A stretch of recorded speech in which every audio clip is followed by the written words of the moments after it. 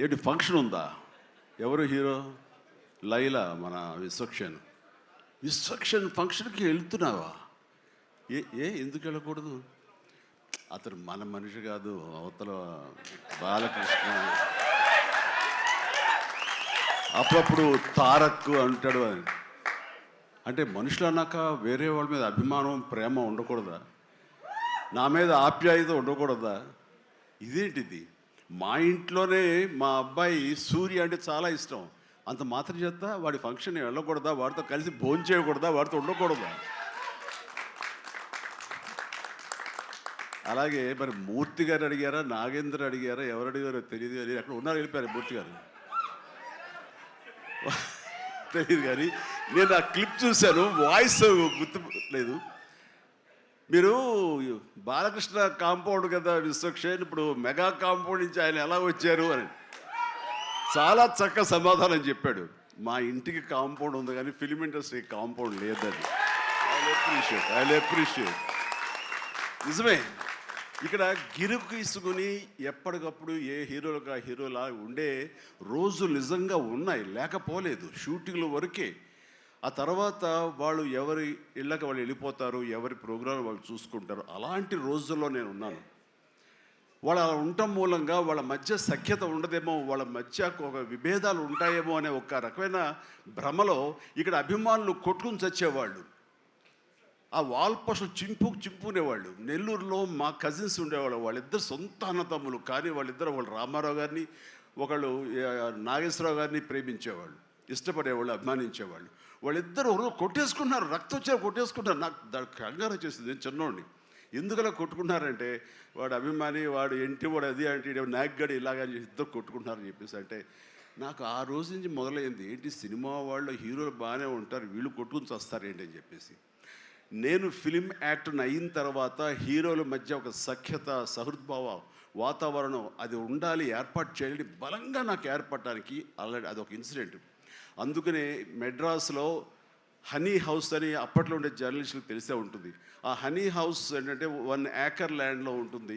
ఎక్కడ ఏ 100 days function జరిగినా, ఏ ముహూర్తాలు ప్రారంభోత్సవాలు జరిగినా, ఎవరికి ఏ బర్త్డేలు జరిగినా, ఏ 31st నైట్ డిసెంబర్ ఫంక్షన్ చేసుకోవాలనుకున్నా సరే, అటు తమిళ ఇండస్ట్రీని, ఇటు తెలుగు ఇండస్ట్రీని ఆహ్వానించి అక్కడ అందరికీ చక్కగా పార్టీ ఇచ్చి ఒక రిక్రియేషన్ తోటి మంచి భోజనాలు చేసుకుంటూ, అంటే అవి ఉంటాయనుకోండి, అది వేరే విషయం.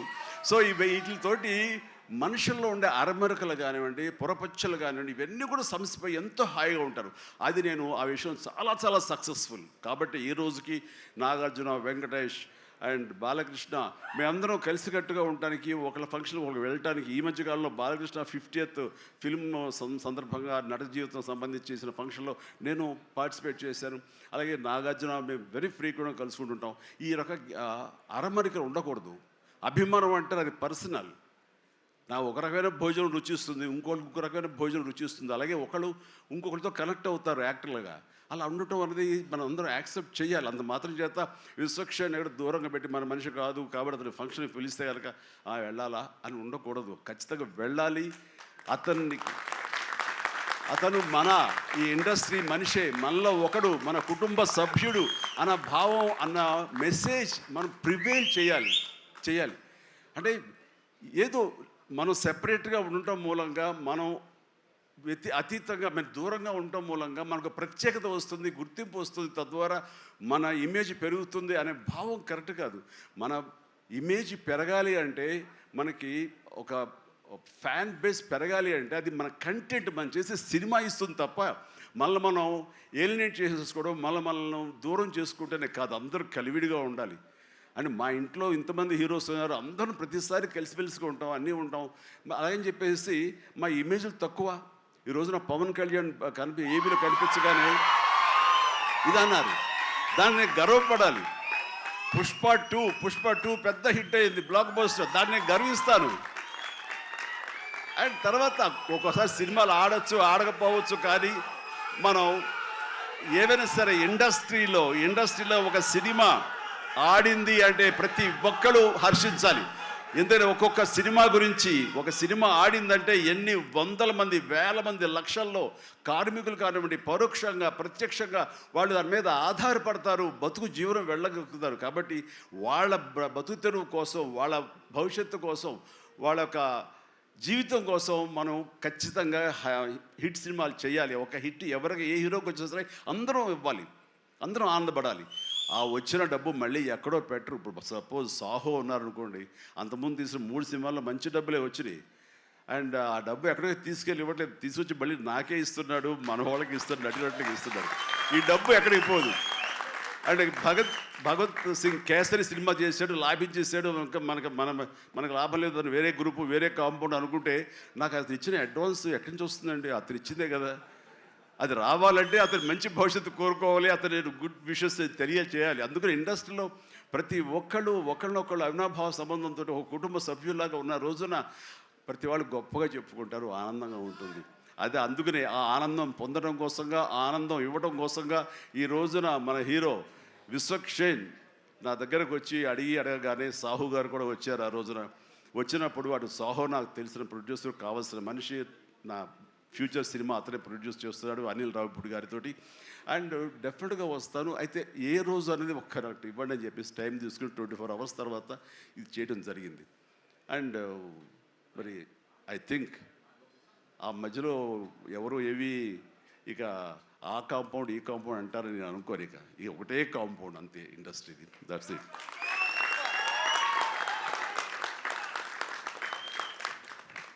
ఇక ఈ సినిమా ట్రైలర్ చూసిన తర్వాత నాకు ఎక్కడో మనం ఉండే పెద్దరికాంతో మనలో మనం సంసారపక్షంగా ఉంటున్నాం, మన కుటుంబం అని, కానీ ఎక్కడో అన్నగారిపోయినటువంటి ఉంటే సరే అది ఆ కోరికలు గబుక్కుని పెళ్ళు బుక్కింది. ఆఫ్టర్ ట్రయల్ మనిషి కొంచెం మోటుగా ఉన్నాడు, ప్రౌఢలాగా అనిపిస్తున్నాడు, కానీ గ్లామర్ తగ్గలేదు, కసుక్కని అనిపిస్తున్నాడు. ఈ అమ్మ అసలు అది విశ్వక్షేణ్ కాకుండా నిజంగా ఆడపిల్ల అయి ఉంటే ఎక్కడో గుండె జారి కొంచెం గల్లంత అయ్యేదేమో అనిపించింది ఆ మురుగు నాకు. అంత గ్లామర్గా ఉన్నాడు. నేను చేశాను ఆ సినిమాలో, తర్వాత నరేష్ చేశాడు, అలాగే రాజేంద్ర ప్రసాద్ గారు ఇంకో సినిమాలో చేశారు. ఇవన్నీ కూడా బాగా ఆడినాయి. ఇందాక ఆయన చెప్పినట్టుగా, మన అనిల్ రావిపూడి గారు చెప్పినట్టుగా అన్నీ కూడా మంచి హిట్స్ అయినాయి. ఈ సినిమా కూడా ఖచ్చితంగా హిట్ అవుతుంది. అది హిట్ అవ్వాలని కోరుకుంటున్నాను. హిట్ గ్యారంటీ ఈ సినిమాని. అంటే ఒక హీరో అంత రగ్గడగా, అంత టఫ్గా, అంత మొరటగా ఉండే మాస్ మనిషి అంత నాజుగ్గా నవనవలాడుతూ ఛాన్స్ దొరికి పక్కన ఉంటుంటే కనుక బుగ్గ కొరికే అనిపించే అంత ఫీలింగ్ ఉంది. అంటే అండ్ డెఫినెట్లీ ప్రతి వాళ్ళు ఆ కోరిక తీర్చుకోవడం కోసంగా, చూసుకుంటూ ఉండడం కోసంగా వెళ్తారని అనుకుంటున్నారు. ఖచ్చితంగా వెళ్తారు, ఆనందిస్తారు. అండ్ విశ్వక్షేణ్ అటు మాస్గా చేశాడు, ఇటు క్లాస్గా అమ్మాయిగా రాణించి అలా బాగా చేశాడు. అండ్ కథాంశంలో రామ్ నారాయణ డైరెక్టర్ చాలా ఎంటర్టైన్మెంట్ తోటి కామెడీగా ఉండేలాగా మొత్తం అంతా చాలా బాగా చేశాడని సాహు వాళ్ళు చెప్తుంటే కనుక ఎక్సలెంట్. ఈ రోజున అది కావాలి. అండ్ అనిల్ రావిపూడి తీసినటువంటి సినిమా నేను మొన్న చూసినప్పుడు నాకు ఆద్యంతం ఎక్కడ ఏంటి లాజిక్గా ఏది ఏమి పట్టించుకోలేదు. అసలు ఎక్కడ ఏం జరుగుతుందో అనేది లేదు. మరి మన పెద్ద ఆయన ఏం రాశారో తెలియదు, కానీ దాని మీద రివ్యూస్ ఎలా ఉన్నారా? ఆయన ఏం రాశారో నేను చూడలేదు, కానీ నా లాజిక్ అది పట్టించుకోకపోతే మాత్రం ఆద్యంతం సినిమా నేను నవ్వుతూనే ఉన్నాను, వెంటనే అవుతూనే ఉంది. వెంకటేష్ గారిని వీళ్ళంతా చేశారు. అదే రీతిలో ఈ సినిమా మన రామ్ నారాయణ గారు అదే రకంగా తీస్తారని చెప్పేసి ఎక్కడ ఊపిరి సలుపుకొనివ్వరు, ఎక్కడ లాజిక్ ఆలోచన పెట్టనివ్వరు, బ్రెయిన్ ఉపయోగించనివ్వరు. కేవలం హృదయంతో ఈ సినిమా చూస్తూ ఈ సినిమా ఆద్యంతం ఆనందంగా ఉంటుంది, ఎంజాయ్ చేస్తారని అనుకుంటున్నాను. అండ్ విశ్వక్షేణ్ ఖచ్చితంగా ధైర్యంగా ఉండి ఏం కాదు, ఈ cinema block buster. Ram Narayana God bless. And తర్వాత ఈయన కరాటే రాజుగారు అంటారు. ఈయన 17 ఏళ్ళు అయిపోయినావు కదా. ఆ టైంలో నాతో పరిచయం, ప్రజారాజ్యంలో ఆయన ఉండి ఆయన ఒక రాజకీయగా జై జై జై జనసేన, ప్రజారాజ్యం మారిపోయింది.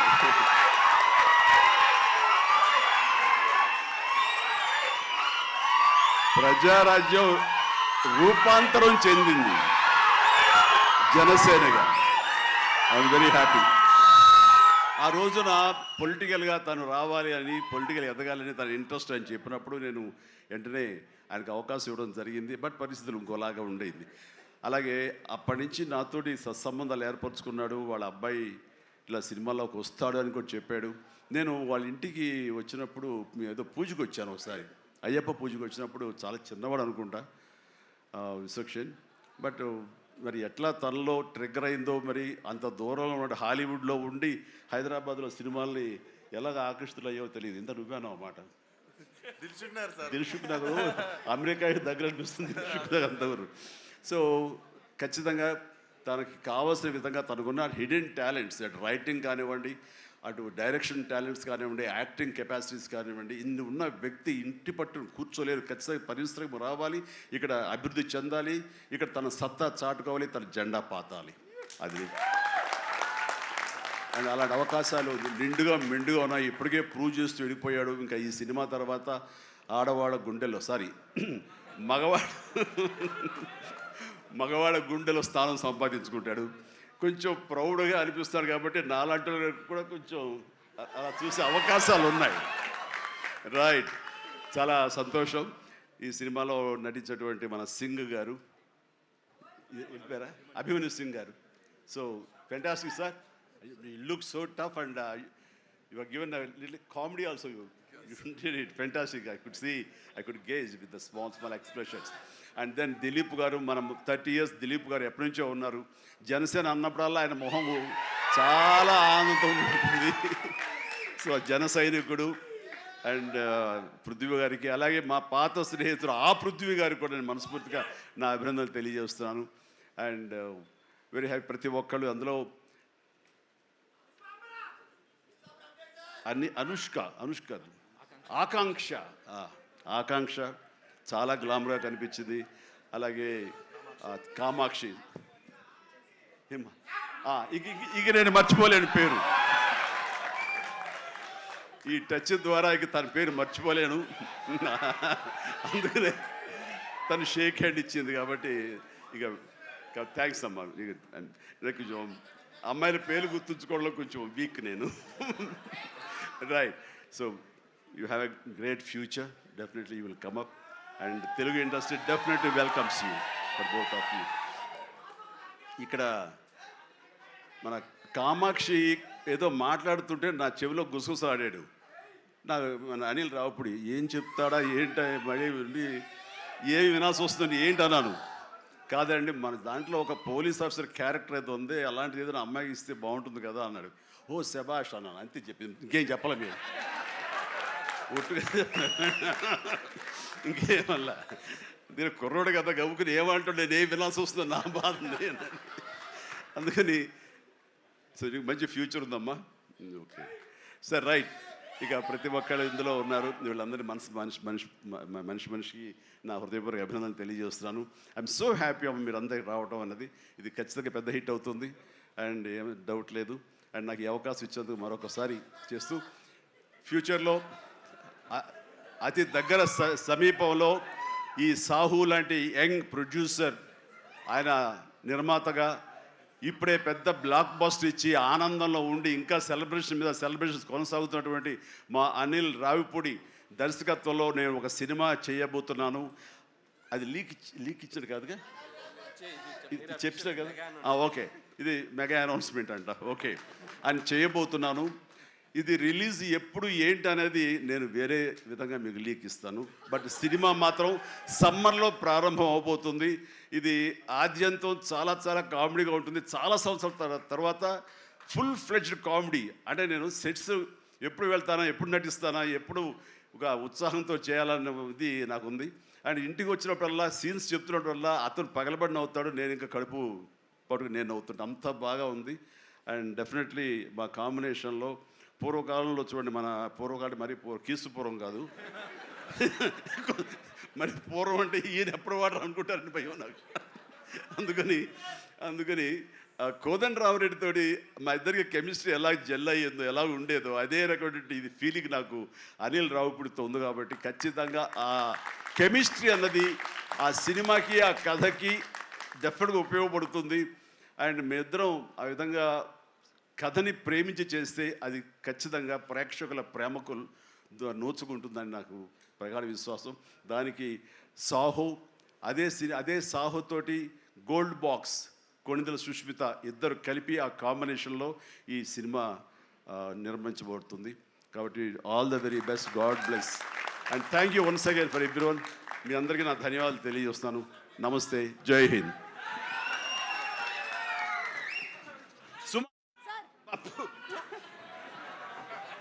Hello, thank you so much. Thank you so much Chiranjeevi garu. మీ పెద్ద మనసుకి, అలాగే మీ నటనకి మాత్రమే కాదు, మీరు మాట్లాడినటువంటి ఇవాళ మాటలకి, మీ నడవడికి కూడా మేమందరం fans. You are an inspiration to all of us. నన్ను మీలో ఒకటిగా ఉంచండి, వేరే దూరం చేయొద్దు ప్లీజ్. అలాగే చిరంజీవి గారు, మాలో ఒకరే మీరు. అలాగే. అండ్ ఇప్పుడు మా కరాటే రాజు గారు wants to give a special gift to Chiranjeevi గారు. లండన్లో ఏదో లీక్ చేసేస్తాను బాబు. ఇంకొక విషయం, లండన్ ఏంటి సార్? అదే గబుకి రోడ్డుకి వచ్చేసింది. ఒక విషయం లీక్ చేయబోతున్నాను, మళ్ళీ ఆపేస్తున్నాను. పర్లేదు సార్, ఎలాగో కొంచెం చెప్పారు కదా, ఇంకొంచెం చెప్పండి సార్. అంటే నీ విషయంలో నేను లండన్ దాకా రాగలవా? కంపేర్ చేయడానికి ఇలాంటి ప్రోగ్రామ్? తప్పకుండా సార్, లండన్కి వస్తాను. లండన్లో నాకు సన్మానం జరుగుతుంది, నువ్వు వస్తే బాగుంటుందని. నేను తప్పకుండా వస్తాను చిరంజీవి గారు. ఎప్పుడో చెప్పండి, రెక్కలు కట్టుకొని వచ్చేస్తాం. రెక్కలు కట్టు కాదు, ఫ్లైట్లో రా, టికెట్ నువ్వే పెట్టుకో, నీది టికెట్. నేను ఇంకా లండన్ అంటే వ్యాక్స్ స్టాచ్యూ ఏమైనా తయారు చేస్తున్నారేమో అనుకున్నాను. Okay, so thank you. That's our Chiranjeevi గారు. చిరంజీవి గారి సెన్స్ ఆఫ్ హ్యూమర్కి విశ్వంబర సినిమా తర్వాత రాబోతున్నటువంటి సినిమా పెద్ద బ్లాక్ బస్టర్ హిట్ అవ్వాలని మనస్ఫూర్తిగా కోరుకుంటూ ఉన్నాము. And once again special thanks to Chiranjeevi garu and the complete team. February 14 థియేటర్స్లో కలుద్దాము.